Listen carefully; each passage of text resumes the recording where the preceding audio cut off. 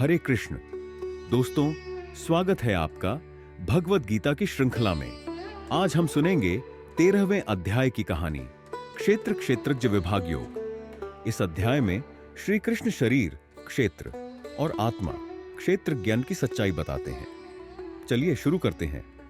एक दिन अर्जुन ने श्री कृष्ण से पूछा, हे कृष्ण, कृपया मुझे समझाइए कि क्षेत्र और क्षेत्रज्ञ क्या हैं।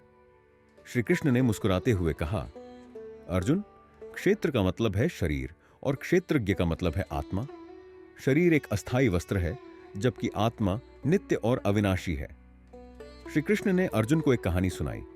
एक बार एक किसान था जो अपने खेत की देखभाल करता था। वह जानता था कि खेत की मिट्टी, पानी और फसलों का सही तरीका क्या है। किसान ने कहा, यह खेत मेरा क्षेत्र है और मैं इसका ज्ञान रखने वाला हूं। मैं इसे समझता हूं और इसकी देखभाल करता हूं। इसी प्रकार हमारा शरीर क्षेत्र है और आत्मा क्षेत्रज्ञ है, जो इसे समझता और नियंत्रित करता है। श्री कृष्ण ने अर्जुन को बताया कि शरीर, क्षेत्र और आत्मा क्षेत्रज्ञ का संबंध महत्वपूर्ण है। उन्होंने कहा, अर्जुन, शरीर अस्थायी है और परिवर्तनशील है, लेकिन आत्मा नित्य, अविनाशी और सर्वज्ञ है। आत्मा ही सच्चा ज्ञान और प्रकाश है। अर्जुन ने यह समझा कि शरीर और आत्मा का संबंध महत्वपूर्ण है।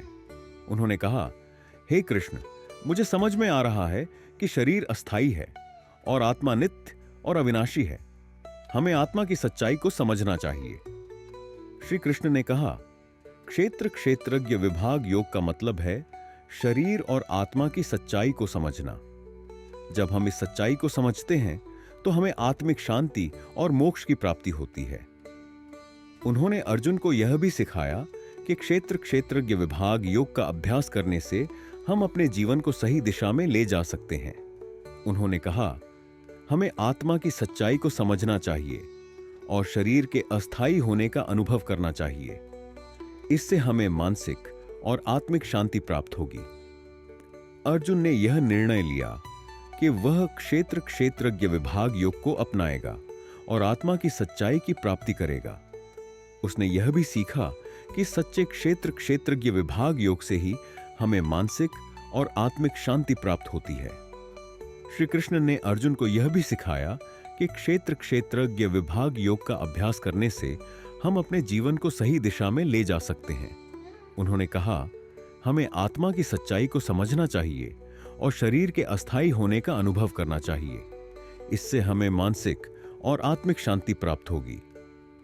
अर्जुन ने यह समझा कि क्षेत्र क्षेत्रज्ञ विभाग योग का मतलब है आत्मा की सच्चाई की प्राप्ति।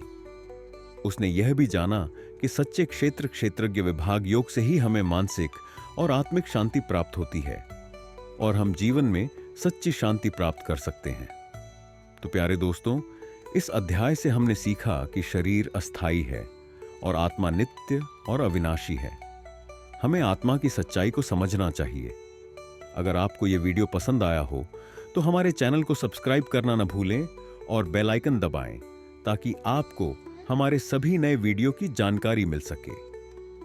अगले अध्याय में हम जानेंगे गुणत्रय विभाग योग के बारे में, जहां श्री कृष्ण सत्व, रजस और तमस 3 गुणों की सच्चाई बताते हैं।